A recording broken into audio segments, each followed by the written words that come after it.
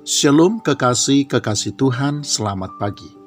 Firman Tuhan di dalam 2 Korintus pasal 4 ayat yang kelima berkata, "Sebab bukan diri kami yang kami beritakan, tetapi Yesus Kristus sebagai Tuhan, dan diri kami sebagai hamba-Mu karena kehendak Yesus."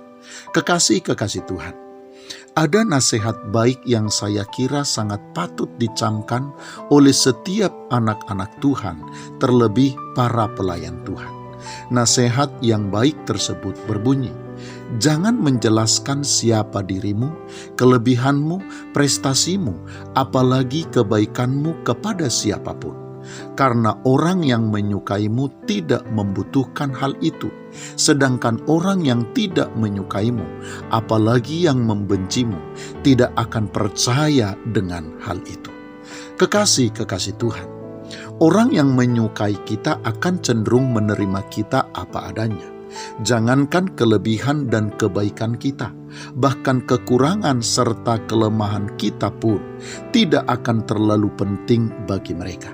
Sedangkan orang-orang yang pada dasarnya tidak menyukai kita, apalagi yang membenci kita, akan cenderung menolak semua informasi tentang diri kita, sebaik apapun informasi tersebut. Hal itulah kekasih Tuhan yang sangat disadari oleh Paulus, sebagaimana ia tegaskan di dalam ayat bacaan kita pagi ini, ketika Paulus mengatakan bahwa bukan diri mereka yang mereka beritakan, melainkan Kristus. Sebagai pelayan Tuhan dan pemberita Injil, kekasih Tuhan, Paulus sangat menyadari bahwa cerita tentang dirinya dan keadaannya bukanlah pasangan yang sepadan untuk dipadukan dengan kisah tentang kasih Allah yang tulus dan mulia, serta pengorbanan Kristus yang agung di atas kayu salib.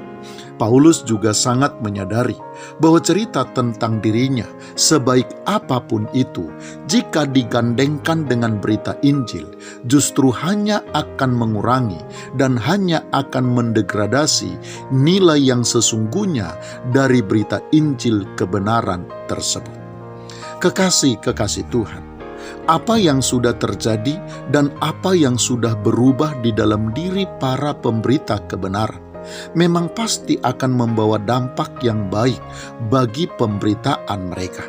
Namun tentu kekasih Tuhan harus disadari dengan sungguh-sungguh bahwa Injil kebenaran bukanlah tentang apa yang telah terjadi dan berubah di dalam diri serta hidup setiap orang, terlebih di dalam diri dan hidup para pemberita Injil, melainkan tentang apa yang sudah Tuhan perbuat atas diri dan kehidupan setiap orang.